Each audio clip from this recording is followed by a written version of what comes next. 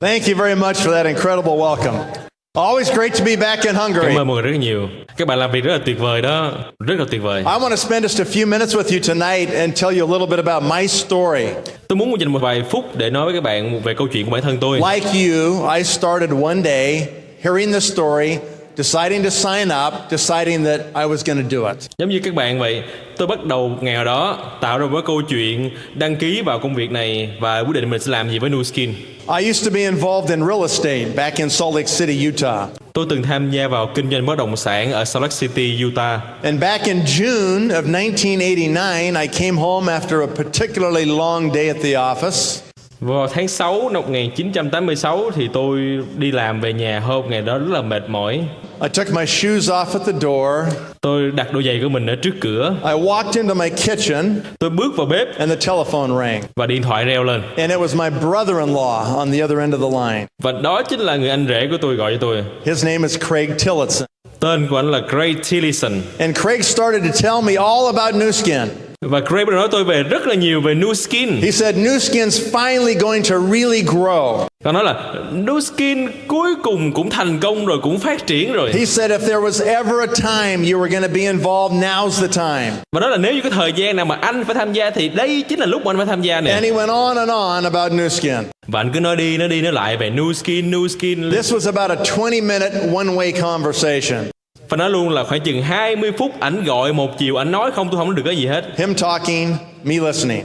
Và ảnh là người nói, tôi là người nghe. After 20 minutes, my feet were hurting on the tile floor. Và sau 20 phút thì chân tôi đầu mỏi rồi. And I thought to myself, I need to end the conversation. Và tôi nghĩ luôn bây giờ mình phải là cái người nói làm sao cho ảnh ngừng cuộc nói chuyện lại. So I said, Craig, thank you for thinking of me. Tôi nói là Craig, cảm ơn đã suy nghĩ về tôi. I do appreciate it. Tôi rất là cảm ơn anh. But I'm just not gonna do Nu. Nhưng mà tôi không có làm Nu Skin đâu. And the phone went quiet. Và cuộc điện thoại đó yên lặng. Seemed like 5 minutes. Khoảng chừng 5 phút đó. I'm sure it was 10 seconds. Tôi nghĩ khoảng chừng 10 giây thôi. And he came back strong. Rồi anh quay lại, anh nói mạnh mẽ hơn. And he said, anh nói thế này. What is your problem? Thế vấn đề của chú là gì? Sometimes only family members can talk to family like that, right? Đôi khi chỉ là có người trong gia đình mới nói chuyện với người trong gia đình được kiểu như vậy thôi. And he said, What is your problem? Và anh nói là vấn đề của chú là cái gì? And I thought to myself, wow, how kind, he wants to know my problem. Tôi nghĩ thế này, dễ thương quá, muốn tìm hiểu vấn đề là cái gì hả? I think I'll tell him. Kể cho ông nghe luôn vấn đề là cái gì nè. And so I said, Craig, here's my problem. Nói Craig à, vấn đề của tôi nằm ở chỗ này nè. I'm a really competitive person. Tôi là một người rất là cạnh tranh. And I said, you've already been doing Nu Skin for 3 or 4 years. Và tôi nói luôn, anh làm Nu Skin được 3-4 năm rồi. You're already making $30,000 or $40,000 a month. Anh kiếm được 30,000, 40,000 đô mỗi tháng rồi. I said, you're so far ahead of me that even if I start today, I'll probably never catch up to you.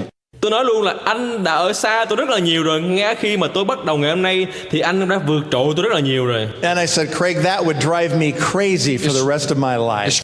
Mà nói Craig à, nếu mà tôi làm như vậy tôi sẽ bị khùng suốt cuộc đời mình luôn đó. And the phone goes quiet. Rồi cái điện thoại yên lặng lần nữa. And he comes back and he says, that's the stupidest thing I've ever heard in my life. Rồi Craig mới nói luôn, cái đó là cái điều ngu nhất mà hồi nào tôi từng nghe. He said, why should you care about the money I'm making? He said, I did not see you here working Nu Skin. You chose real estate. Tôi nói là sao bạn quan tâm, sao em quan tâm cái chuyện mà anh kiếm bao nhiêu tiền chứ? Anh đâu có thấy em làm Nu Skin đâu, em đang làm bất động sản mà. He said, Nathan, write it down in your book. Nói Nathan à, em viết xuống cái này nè, em viết xuống trong cuốn sổ của em nè. I didn't even have a book, but he told me to write it down. Tôi không có cuốn sổ nhưng mà anh kêu tôi viết xuống. He said, write it down in your little book. Nó là viết xuống cuốn sổ của em nè. He said, I'm going to move forward in Nu Skin with or without you, and I will make $100,000 a month.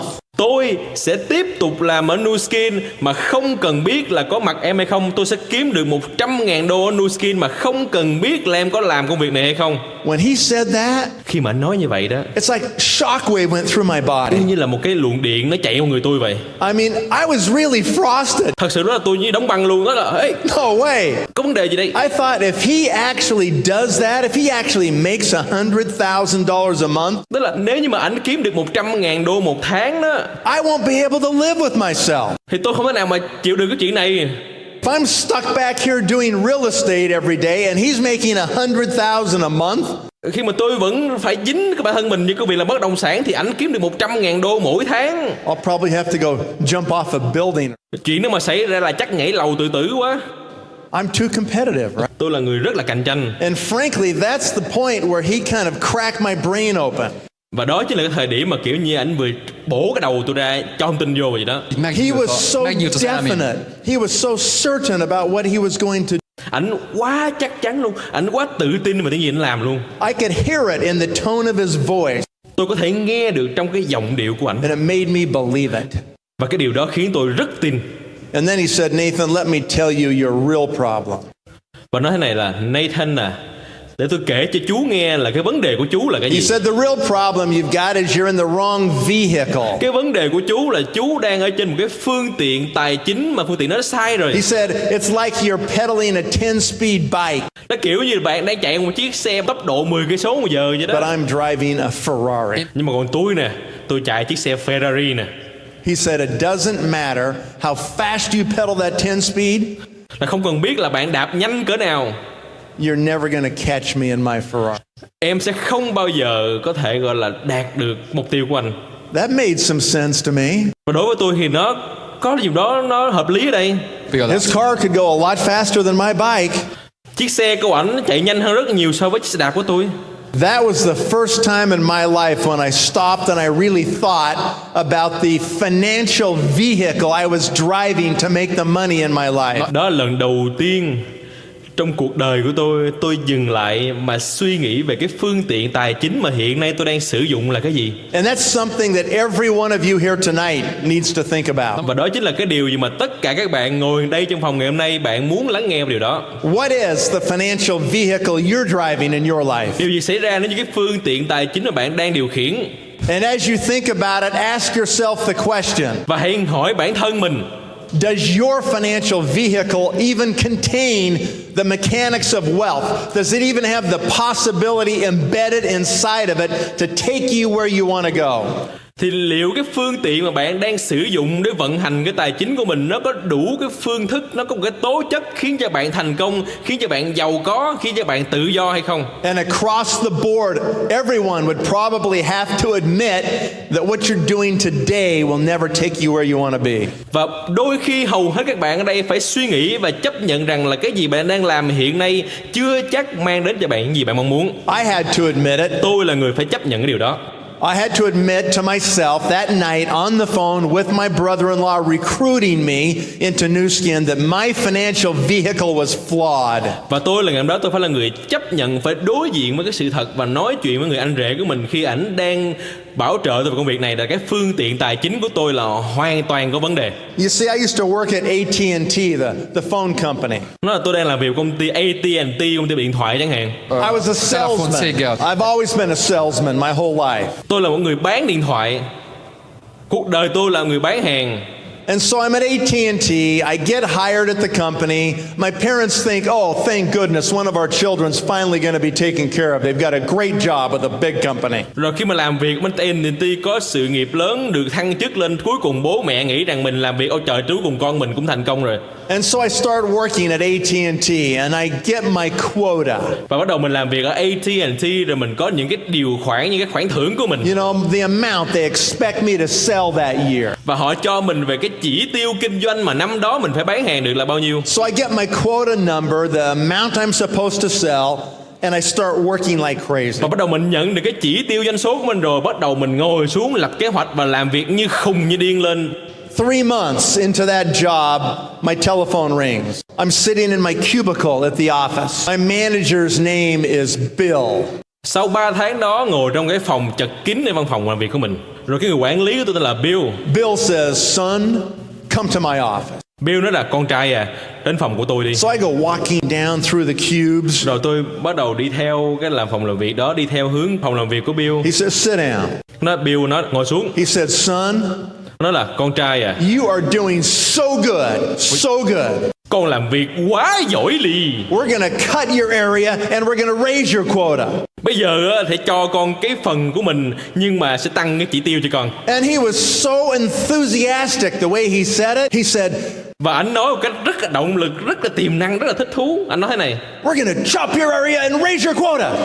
đó là bây giờ sẽ không cho em chỉ tiêu nữa, mà cho con chỉ tiêu khác lớn hơn. He was so enthusiastic. I thought it was a promotion. Anh tự tin đến độ anh có động lực cái độ tôi nghĩ là trời, tôi được thăng chức đó, mình được thăng chức đó. I was like, all right. Tôi nói là ok, làm liền. I go jumping out of there, run back to my cube. Tôi quay trở lại cái chỗ làm việc của mình. The whole way back to my cube, I'm saying, cut my area, raise my quota. Trên đường trở lại cái chỗ ngồi đó, nói trời, tăng chỉ tiêu, tăng doanh số rồi. Cut my area, raise my quota. Tăng chỉ tiêu, tăng doanh số. Cut my area, raise my quota. Tăng chỉ tiêu, tăng doanh số đó. That wasn't a promotion. And I thought, well, maybe that's just the way they do it in big company. Cái này không phải là thăng chức.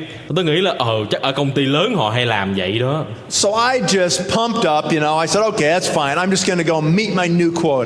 Nó là ok, bây giờ mình chỉ việc ngồi xuống mà đạt chỉ tiêu của mình thôi. Every day I'm in there 10, 12 hours a day. I'm working, getting customers, selling products. Rồi cứ mỗi ngày trôi qua tôi ngồi làm việc 10 tiếng, 12 tiếng gọi khách hàng bán sản phẩm cho họ. 4 months later, my phone rings again. 4 tháng sau điện thoại tôi reo lần nữa. Son, come to my office. Nói con trai à, lên phòng của tôi. I go down through the cube. Tôi đi cái văn phòng đó. I sit down. Tôi ngồi xuống. He says, anh nói thế này: you're doing too good. Trời, anh làm việc quá hay. You're selling too much. Anh bán quá nhiều đi. We're going to cut your area and raise your quota. Bây giờ lại tiếp tục tăng chỉ tiêu, tăng doanh số cho anh. Again. Một lần nữa. This time, I was not excited. Lần này tôi không có hưng phấn tí nào hết. I knew it was not a promotion. Tôi biết cái này không phải là thăng chức. And I sat in my cube. Và tôi ngồi trong cái chỗ ngồi của tôi đó. And I thought, where does this game end? Tức là chờ khi nào mà cái trò chơi này nó mới kết thúc chứ. How much harder will they squeeze? So I went to work anyway. Bây giờ họ vắt cái công sức của tôi nó mạnh cỡ nào nữa đây. Tôi phải đi làm việc mà. And by the end of that first year at AT&T, và cái năm đầu tiên là việc AT&T, I was 400% of my quota, 4 times more than I needed to sell. Tôi đạt được 400% cái chỉ tiêu mà tôi đặt ra ban đầu. I had a good year. Tôi có một năm rất là tuyệt vời. I got invited to go to a leadership reward trip. Tôi được mời đi những cái chuyến du lịch dành cho lãnh đạo cấp cao. So this was January, the first month of the next year. Đó là vào tháng 1 năm thứ hai làm việc. And they fly us back to Boston. Và họ đưa chúng tôi đến Boston để chơi. And we go to all over Boston. We have a great time. We meet with all the top people. Đó là thời điểm rất là tuyệt vời, gặp rất là nhiều người giỏi, những người cấp cao trên toàn thế giới. The end of the week, I fly back to Utah. Cuối tuần bay ngược về Utah lại. Monday morning, I walk in the office. Thứ hai lại đi đến văn phòng. And it said I had 280% of my quota. Not 400%. Và thấy rằng là tôi có là 280%, không phải là 400%. 280%. 280%. I went to the compensation manager's office. He was right there next to the board. Tôi đến cái văn phòng của những cái người quản lý về trả tiền đó, về quản lý về hoa hồng. I said, Mark, what happened to 120% of my achievement? Đó là Mark à, điều gì xảy ra với 120% của tôi vậy? I leave on an award trip. You're rewarding me because I did good, but I come home and I've lost 120% of my achievement. Tôi đi chơi mà, bạn trả thưởng cho tôi, bạn cho tôi đi chơi mà. Bây giờ tôi đi chơi xong rồi về đây tôi mất 120% hả? He said, I can't talk to you about that. Nó nói, xin lỗi, tôi không có nói chuyện anh vấn đề được. You need to go talk to Bill. Anh phải đi gặp Bill thôi. I thought, okay, now I know what's going on. Nó nói, ok, giờ tôi hiểu rồi, tôi hiểu vấn đề là cái gì rồi. I go walking down to Bill's office. Tôi đến văn phòng gặp Bill. I said, Bill, tôi nói là Bill à, what happened to 120% of my quota? Điều gì xảy ra với 120% doanh số của tôi vậy? He says, son, sit down. Tôi nói là con trai à, ngồi xuống. You've got a great future with this company. Con có một tương lai rất lớn với công ty này. Don't you know you're going to be one of the leaders? Con không có biết là con là một lãnh đạo trong tương lai à? You're going to have to get over some of the short-term stuff. Con phải vượt qua một vài những cái trở ngại khó khăn này. While you were gone on your trip, we knew some of your fellow salespeople here in the office did not have a good year. Khi mà con đi ra đi chơi đó, tôi biết là một số bạn bè của con có gặp trục trặc khi bán hàng trong năm nay. We did not want them to look bad at their performance review. So we gave them some of your achievements. Tôi không có muốn là những người bạn đó của con gặp cảm giác khó khăn khi mà họ không đạt được cái chỉ tiêu, chính vậy tôi cho họ một vài cái phần trăm của con. I was shocked. Tôi rất là sốc. I'd never heard of anything like. I said, let me understand. Chưa bao giờ nghe cái chuyện này luôn. Không có hiểu cái gì hết. Because they did really bad, you gave them some of my quota. He said, yeah. Bởi vì họ làm không có tốt, thành thử ra anh trích cái phần trăm của tôi cho họ. Tôi nói đúng rồi. While I'm on the trip, I'm not even here to defend Tôi myself. nói trời, lúc mà tôi đang đi chơi và tôi không có ở công ty để mà bảo vệ bản thân của mình nè. It cost me $20,000 to go on the trip. Tốn tôi $20,000 đi chơi. I was mad. Tôi rất là bực bội. I was really upset. I looked at Bill. I said, Bill, mark my words. I am done. I am out of here. Tôi nhìn vào Bill. Tôi nói Bill à, nghe nè, nghe kỹ nè. Tôi làm xong rồi. Tôi nghỉ việc. I said, I don't know where I'm going, but when I find out, I'm gone. Tôi không biết là tôi sẽ làm cái gì, nhưng mà một khi tôi tìm thấy công việc đó thì tôi sẽ nghỉ việc liền. I said, how can I ever win the game? Làm cách nào mà tôi thắng được cuộc chơi này đây? I can never win the game because right when I'm ready to score, tôi sẽ không bao giờ thắng cuộc chơi này. Bởi vì khi mà tôi chuẩn bị mà ghi bàn thắng đó, you guys move the goal another 50 yards away. Thì anh là cái người mà di chuyển cái cầu môn đi cách đó vài chục dặm. How can I ever win when you're constantly changing the rules of the game? Làm cách nào mà tôi thắng được cuộc chơi này khi mà các anh là cái người mà cứ thay đổi luật lệ liên tục? I said, you do not know how to motivate salespeople. Anh là cái người không có biết tạo động lực cho người bán hàng như thế You're nào. gonna go someplace where I'll be appreciated. Tôi sẽ đi cái chỗ khác mà cái chỗ đó người ta trân trọng công sức làm việc của tôi. And I Và tôi did. làm như vậy các bạn. I Tôi quit. bỏ việc. Tôi nghỉ việc. I went to do real Tôi estate. qua làm bất động sản. Because in real estate, nobody could cut my area and raise my quota. Bởi vì ở bất động sản không có người nào có thể gọi là vượt chỉ tiêu tôi cho chỉ tiêu áp đặt doanh số tôi được. If I wanted to work harder, then I could make more money. Nếu tôi làm việc chăm chỉ hơn, siêng năng hơn, tôi có nhiều tiền hơn. And that's what I did. Và đó chính là cái tôi I làm. started working hard, showing people property. Và đó chính là cái tôi làm. Tôi bắt đầu làm việc chăm chỉ hơn, giới thiệu người ta xem nhà. I always got upset when the sun went down. Và nói là tôi rất là khó chịu khi mà hoàng hôn buông xuống. Because as soon as it got dark, people didn't want to look at property anymore. Bởi vì mỗi khi mà trời tối thì khách hàng không có muốn đi xem nhà nữa. And I couldn't make any more money. Và tôi không kiếm được tiền. And so I started thinking, Và tôi suy nghĩ thế này. I've only got so many hours every day. Tôi có rất là nhiều giờ mỗi ngày. How do I make more money in those same hours? Làm cách nào để mà mình có thể kiếm được tiền ngay trong thời gian đó đây? And so I started selling commercial properties, buildings, shopping centers, warehouses. Bắt đầu tôi ra ngoài bán những cái khu trung tâm thương mại, những cái nhà kho, những cái căn hộ chung cư. I had to sell bigger things Tôi bán những cái lớn hơn so I could get more để commission tôi có thể có được hoa hồng nhiều hơn. in the same hour. Và cũng cùng cái thời điểm đó, That's how screwed up my brain đó was. là chỉ lúc mà cái thời điểm mà cái não tôi bị hủy hoại đó. Because when you're a salesman, they teach you it's all about you.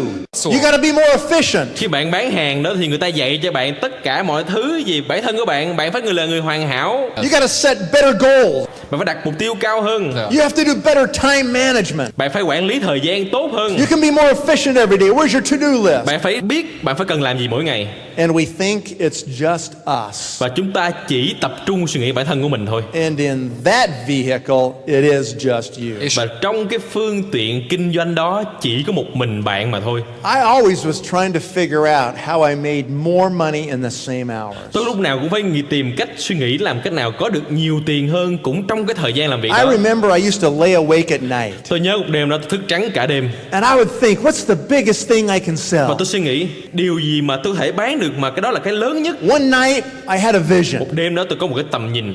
I thought, I got it. Tôi nói tôi có rồi. I'll go get a job at Boeing. Bây giờ tôi sẽ ra ngoài làm việc ở Boeing. And I can sell 747s for 200 million a Và pop. tôi sẽ bán được một chiếc máy bay Boeing với giá là 2 triệu đô. That was the biggest thing I could think I could sell a lot of. Đó chính là cái mà giá tiền cao nhất, hoa hồng cao nhất mà kiếm được tiền nhiều nhất. Then I thought I'll make a lot of money. Mà sẽ có rất nhiều tiền đó. Screwed up. Đó là suy nghĩ rất là sai lầm. thinking it's all Bởi vì me. suy nghĩ luôn luôn là bản thân mình, luôn luôn là bản thân mình. When my brother-in-law got me on the telephone in June of Khi mà 1989, người anh rể của tôi gọi tôi vào tháng 6 năm 1989, he smashed that thought process. và ảnh đập vỡ cái suy nghĩ này. For the first time in my life, Đó là lần đầu tiên trong cuộc đời của mình. I recognized it's not me. Tôi nhận ra rằng công việc này không phải là bản thân tôi. Cannot be about me. Nó không thể là bản thân tôi được. There's not enough of me to go around every day. Không có đủ cá nhân của tôi để có thể đi vòng quanh thế giới làm việc. And I realized I had to find a financial vehicle that contained leverage. Tôi phải tìm ra một cái phương tiện kinh doanh nào mà nó tạo được cái thế đòn bẩy. It had to contain the ability for me to create all these other people so that I was not important in the end. Và nó phải cho tôi một cái khả năng để tạo ra giúp đỡ những người khác, để mà cuối cùng tôi không phải là người quan trọng nhất. He said, come with me to California. Anh nói thế này nè, đến với tôi California. There was a training seminar that Saturday. Có một cái chương trình huấn luyện vào tối thứ Bảy ngày hôm đó. So we got on the airplane. Chúng tôi bay với nhau. There was probably 300 people in the room. Trong phòng đó khoảng 300 người. I sat on the back row. Tôi ngồi ở cái dãy ghế cuối cùng đó. I listened all morning until the noon break. Tôi nghe nguyên một buổi sáng đến buổi trưa. Speaker after speaker after speaker. Sau khi nghe hết người nói chuyện này đến người nói chuyện khác đến người nói chuyện nọ. And by noon, I was convinced Nu Skin was going to grow. Và đến buổi trưa, tôi bị thuyết phục Nu Skin nó sẽ phát triển. By noon, I was in a panic. Và đến buổi trưa, tôi đang hoảng loạn. Why? Tại sao? Because I was on the back row looking out at all these heads in front of me. Tôi ngồi ở dãy ghế cuối và nhìn lên đây, nhìn quan sát những cái đầu của những người khác. And I realized that not one of them was in my downline. Và tôi nhìn thấy rằng là không có người nào trong những người này là downline của tôi hết. I panicked. Tôi hoảng loạn.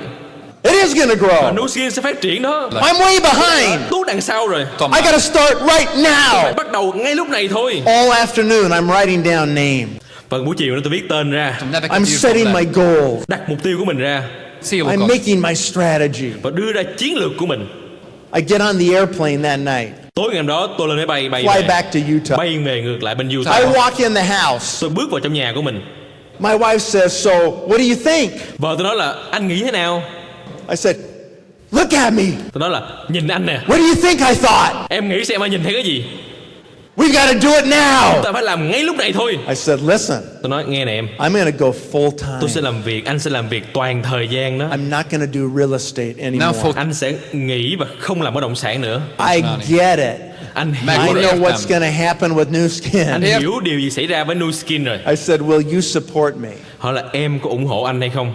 She said, of course. Cô nói là tất nhiên em sẽ ủng hộ anh At rồi. the time, Và thời điểm đó I had $30,000 in the bank. tôi có 30.000 đô trong tài khoản I của had mình. 3 children under the age of 5. Tôi có 3 đứa con dưới 5 I tuổi. had just purchased a new Tôi house. mới vừa mua một cái nhà mới.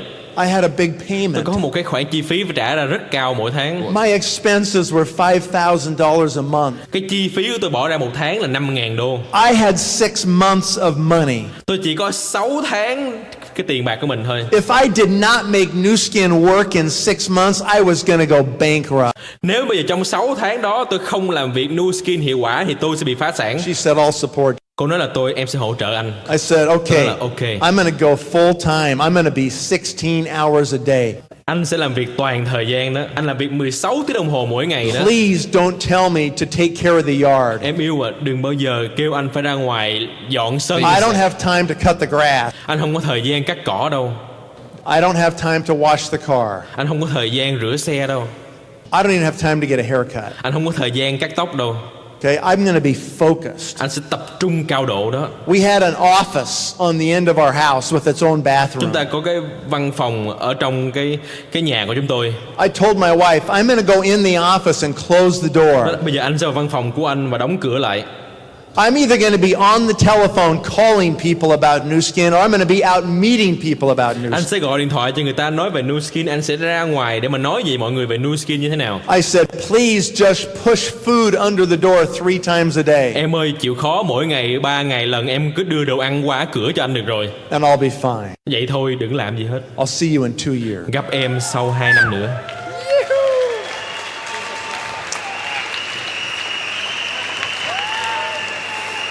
Now, of course, Of course, I was kidding. I actually came out on Tất Sunday. nhiên là nó đùa thôi. Cuối tuần Chủ nhật mới đi chơi với cổ. But 6 days, Hot I topic worked as like to- 2, 3, 4, 5 meetings a day. Nhưng mà 6 ngày làm việc chăm chỉ, làm 3, 4, 5, 6 buổi thuyết trình mỗi ngày. One Presentazione a person, punto. 5 people, 7, Một buổi 5 người, 3 người. sometimes no people. Đôi khi không có người nào hết. We just practice on each other. Chúng ta chỉ luyện tập với nhau. We just wanted to give the presentation, tell the story. Chúng ta chỉ muốn luyện tập cách thức thuyết trình như thế nào, kể chuyện như thế nào. And I believe that if I could tell the story enough times, Và tôi tin rằng nếu tôi kể chuyện đủ, it was like a brick in the wall every time I told the story, and another brick, and another brick, and another brick. nếu tôi kể chuyện đủ số lần, giống như là mình xây một bức tường lớn, cứ mỗi lần và đưa một viên gạch vào, xây một viên gạch vào, lắp một viên And gạch if I vào. could tell the story enough times, I could build a castle. Và nếu tôi kể đúng số lần, tôi có thể tạo được vạn lý trường thành.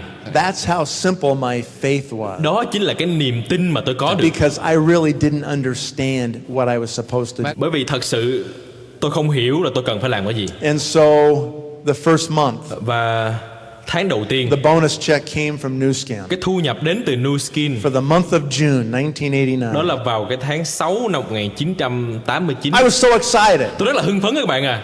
I opened the check Tôi mở cái phiếu thu nhập mình ra. and I looked at it. Tôi nhìn những phiếu nhập của mình, $547. $547. I was so depressed. Tôi rất là sốc. I looked at it, I thought, you gotta be kidding. Tôi rất là ngạc nhiên. Do you know how hard we just Tôi worked? biết là tôi làm việc khổ cỡ nào, cực cỡ nào hay không? I thought surely there's a mistake. Chắc là có vấn đề nào xảy ra ở đây nè. No mistake. Không có vấn đề gì hết, không có lỗi gì hết đây. That was all. Đó là tất cả gì phải có xảy ra. Now my brother-in-law was working with me as a partner. Bên lúc này cái người mà anh rể của tôi làm việc cùng với tôi như một người đồng nghiệp, một người cộng sự. So we split the check. Chúng tôi xem qua cái đoạn thu nhập của mình That made it even worse. và I couldn't even pay my phone bill. cái thu nhập đó không đủ trả tiền điện thoại. And we thought, okay, forget it. Let's just keep working. Forget the check. Tôi nói ok, quên đi, quên thu nhập đi. Bây giờ tiếp tục tập trung vào công việc làm. So the second month we're just working.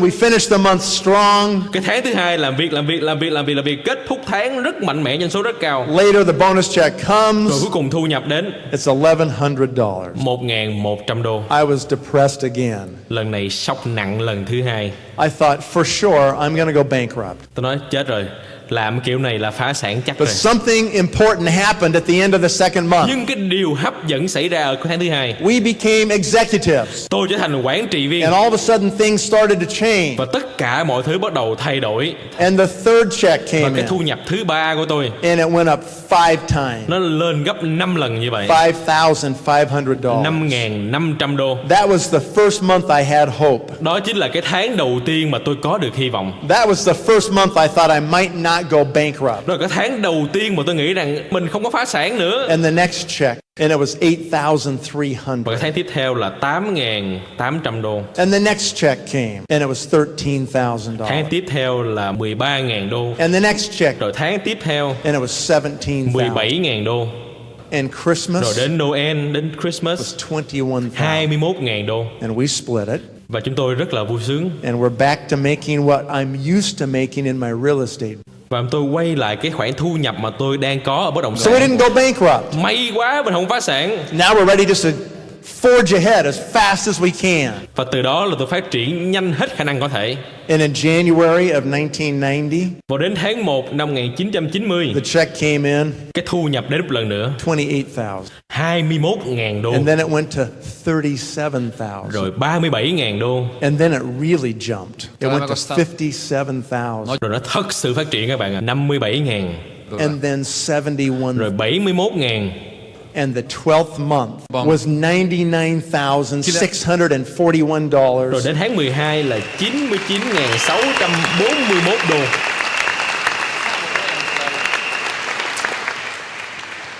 I'll never forget that number. Tôi không bao giờ quên cái con số này. Do you know why? Bạn biết tại sao không? When I started, I made my own flip Khi mà chart. tôi bắt đầu công việc này á, tôi đưa ra cái bản thuyết trình của riêng mình. Just a little 3-ring binder. Nó cũng là một cái bản thuyết trình mà có 3 cái vòng vậy đó.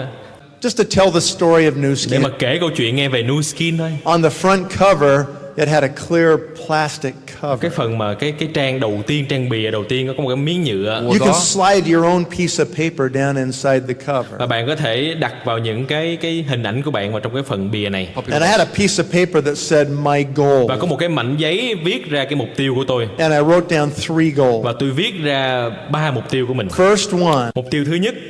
The first one said, Mục tiêu thứ nhất là thế này. make $100,000 per month within 1 year of joining Nu Skin. Sau 1 năm làm việc ở Nu Skin là phải có được 100.000 đô một tháng. Now that was a crazy goal. Đó là mục tiêu rất là khùng. I had no business. Thật sự là tôi không biết nó như thế nào. I had no business. Đó là thời điểm mà tôi không muốn biết kinh doanh này như thế nào hết mà tôi vẫn viết ra. Man, it was so huge, right? Mục tiêu đó quá lớn đi. But every day when I would give somebody the story and give them the presentation, nhưng mà cứ mỗi ngày trôi qua khi mà trước khi thuyết trình trai đó, trước khi kể chuyện trai I đó, would pull that flip chart out thì tôi lại lấy cái bài thuyết trình của mình ra. and I would see those goals. Và tôi lại nhìn mục tiêu của mình một lần nữa. I probably read those goals 8, 9 times a day. Tôi đọc đi mục tiêu này 8, 9, 10 lần một ngày. You got to be careful what you write down. Và bạn phải cẩn thận với gì bạn viết xuống. Because if you read it enough, it might just happen. Bởi vì nếu bạn đọc đủ số lần thì nó sẽ thành hiện thực đó. And in our case, Và trong trường hợp của tôi, we missed it by $358. chúng tôi thiếu 315 đô nữa mới đủ. Right? Đúng không ạ? Yeah. Why did I write the goal? Thế tại sao tôi viết mục tiêu mình xuống? Only one reason. Chỉ một lý do duy nhất thôi. Only one reason. Chỉ một lý do duy nhất thôi. Because my brother-in-law said he was going to make $100,000 a Bởi month. vì ảnh là cái người anh rể của tôi nói là anh sẽ kiếm được 100.000 đô một tháng đó. I couldn't let him do it without me doing it. Tôi không có muốn là có mình ảnh làm mà tôi làm không được. I'm too competitive, right? Tôi là người rất là cạnh tranh đúng không ạ? And then the next month, it went to 107,000 Rồi tháng tiếp theo 107.000 đô. and 115,000 Rồi 115.000 and đô. 121,000. Rồi 121.000 đô. And now it's been 20 years. Và bây giờ sau hơn 20 năm 20 years. 20 năm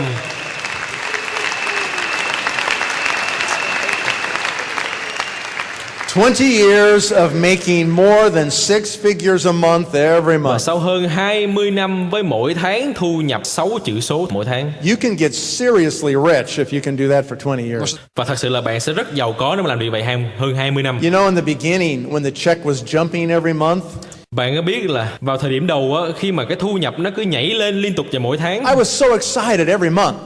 tôi rất là hưng phấn mỗi tháng các bạn à. I'd open the check and it was like, Số wow! lần nhiều mà thu nhập nó trời đất ơi, I mean, it was just incredible, you know? quá là tuyệt vời luôn. I remember walking into the local bank where I was doing all my Tôi banking. nhớ là cái thời điểm đó tôi đến cái ngân hàng địa phương khi mà tôi đến đây giao dịch về ngân hàng đó. Every month when I would walk in the bank, Cứ mỗi tháng đến ngân hàng, they'd say, how big is it? cứ hỏi là tháng này bao nhiêu?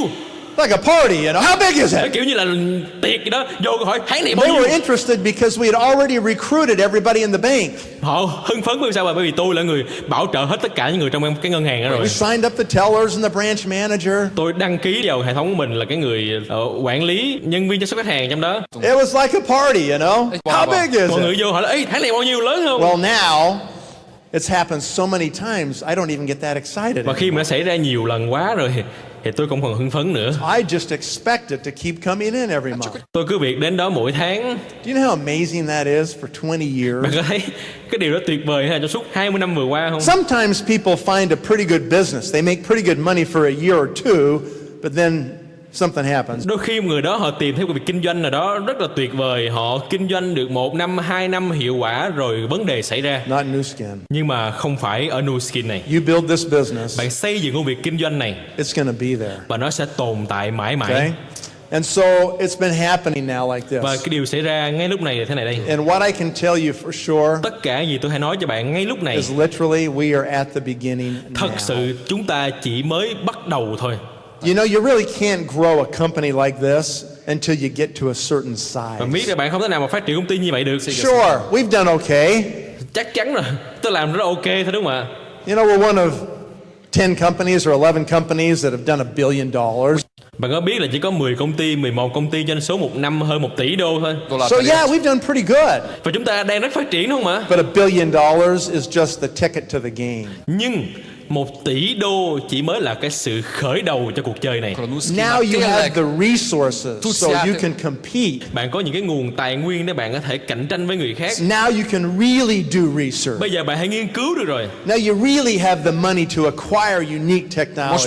Bây giờ bạn đã có đủ tiền để có được những cái công nghệ độc đáo. Now you can play the game on par with any international company. Bây giờ bạn có thể chơi được những cái công việc kinh doanh này và phát triển ra toàn cầu được rồi. And we're going to play the game, folks. Và chúng ta sẽ chơi cuộc chơi này. This age lock game that's coming, it is going to be massive. Okay, it is going to be bigger than anything that has ever come into this industry. Và cái cuộc chơi này chúng ta có cái yếu tố chiến thắng, đó là age lock. Và age lock khiến bạn thành công khủng khiếp. Nó sẽ khiến cho bạn thành công hơn tất cả những cái gì bạn từng trải nghiệm qua. That age lock discovery is what mankind has been looking for since the beginning of time. Cái công nghệ age lock này, cái việc phát minh ra công nghệ age lock này chính là cái mà nhân loại đã tìm kiếm trong suốt thời gian vừa rồi. Since the beginning of time, people have tried to look better, look younger. Kể từ lúc mà người ta mới bắt đầu biết được rằng là họ cần phải trẻ hơn, muốn trẻ hơn, and preserve their youth. Và họ muốn giữ cái tuổi thanh xuân của họ. All the way from Cleopatra cho đến thời điểm mà Cleopatra down to today, right? cho đến ngày hôm nay. The fact is, we've got it. Cái sự thật là thế này, chúng ta có được cái công nghệ rồi. We have made the discovery. Chúng ta đã phát minh được cái công nghệ. We know what the aging genes are in the DNA. Chúng ta biết cái gen chịu trách nhiệm lão hóa trong DNA của chúng ta là cái gen nào. And nobody else knows them. Và không bất kỳ người nào có thể biết được điều đó. Not only do we know which ones they are, không chỉ đơn thuần chúng ta biết đó là gen nào, but we have proven that we can change them. mà chúng ta còn chứng minh được rằng chúng ta có thể thay đổi cái gen đó. That we can make them act like they did when you were young. Chúng ta có thể khiến nó hoạt động như là khi chúng ta trẻ vậy. And we are the only company in the world who can do that. Và chúng ta là công ty duy nhất trên toàn thế giới này có một cái sản phẩm có thể làm được điều đó. I hope you're ready. Tôi mong muốn là các bạn sẵn sàng. I hope you're in motion. Tôi mong muốn là các bạn có một cái cảm xúc. Have you been surfing before? Có khi nào bạn ra ngoài mà lướt sóng bao giờ chưa? What happens when you're trying to surf? Điều gì xảy ra nếu bạn đang cố gắng lướt trên ngọn sóng? And so you sit there and you watch, not that Và one, bạn chỉ ngồi đó và xem thôi. not that Không one, phải là cái đó. this one. Cái này nè. What do you have to do? Bạn cần phải làm cái gì? You gotta start paddling like a maniac. Bạn phải ra ngoài đó và chèo như điên đi. You gotta be in motion. Bạn phải hành động đi. You can't just be sitting there. Không chỉ là mình ngồi xuống mà nhìn hoài It'll được. just come right over you and Bởi vì cái làn sóng đó nó sẽ đi qua bạn, nó sẽ vượt qua Ha csak bạn. ott ülsz, akkor puf, elmegy feltér és you've összetör. got to paddle like a maniac for everything you've got. Evezni, gyorsan evezni. And then you got to jump up on your surfboard. Bây giờ bạn phải ra ngoài mà chèo như điên đó. Rồi đó bạn nhảy lên cái tấm lướt ván của mình. And then you can go for the ride of your life. Rồi sau đó bạn hãy lướt trong suốt cuộc đời của mình. I hope you're paddling now. Tôi mong muốn rằng bây giờ là cái lúc mà bạn phải ra ngoài và chèo cật lực đi. I hope you're not sitting there on your surfboard. Tôi mong muốn là bạn không phải là cái người mà ngồi xem những cái ngọn sóng đó. I hope you're in motion now. Tôi muốn các bạn là người ra ngoài và hành động ngay. I hope you're sponsoring, training, creating new executives now. Tôi mong muốn bạn sẽ ra ngoài bảo trợ, huấn luyện, tạo ra quản trị viên. You want to have the biggest army you can have by January. Và bạn phải tạo được một cái đội quân mạnh mẽ nhất, hùng mạnh nhất vào đầu tháng 1. Because whatever you have in January Và không cần biết tháng 1 này bạn có điều xảy ra. is going to get multiplied 10 times Cái hệ thống này, cái đội quân của bạn sẽ phát triển ra 10 lần over the next 24 months. trong tiếp tục thời gian sau. Okay, if you can get yourself to $10,000, Nếu như bạn kiếm được 10.000 đô you'll be at 100,000. thì bạn sẽ có 100.000 đô sau 24 tháng. This is one of those unique windows in time. Đây chính là một cái cửa sổ cơ hội hoàn toàn độc đáo. It's one of those times when all the stars line up. Đây là cái thời điểm mà tất cả những cái ngôi sao nó thẳng một hàng. When everything is in place. Khi tất cả mọi thứ đã sẵn sàng rồi. And you just happen to be there at the right time. Bạn chỉ cần là người yếu tố cuối cùng, bạn phải có mặt ở đó. You've got to have enough vision to see it. Bạn phải có cái tầm nhìn để nhìn thấy nó. Spot it, to say this is it. Và phải nói rằng đây chính là cái cơ hội đó. And then you got to have enough heart to make a 100% Và commitment. bạn phải có đủ cái tâm để mình quyết tâm 100%. You have to eliminate all distractions. Bạn phải xóa bỏ tất cả những cái cản trở của mình. You have to be able to focus. Bạn phải tập trung.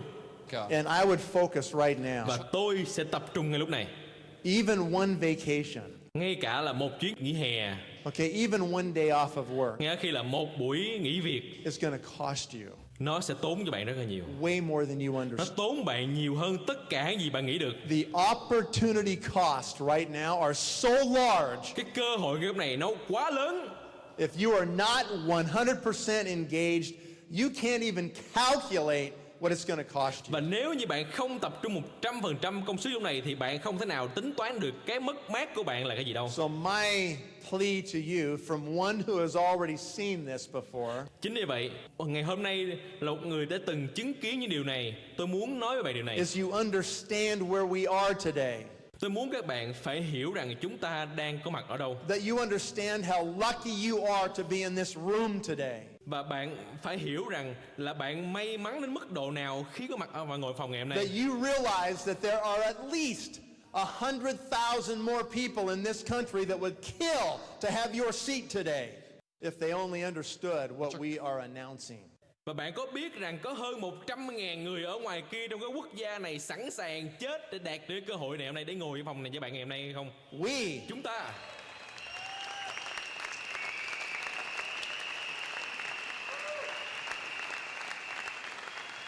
I know it's hard to believe. Tôi biết là rất là khó tin. It's hard to believe, Rất là khó tin. but we actually have it. Cái mà chúng ta đang có lúc này. Okay?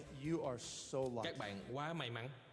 If Nếu- do something about Nếu it. bạn làm một cái điều gì đó, And that's what I hope you và do. đó chính là cái tôi mong muốn bạn làm. Best of luck to you. Mong bạn tất cả các I'll điều See may you mắn. tomorrow. Và Thank you hẹn gặp very lại much. một lần sau.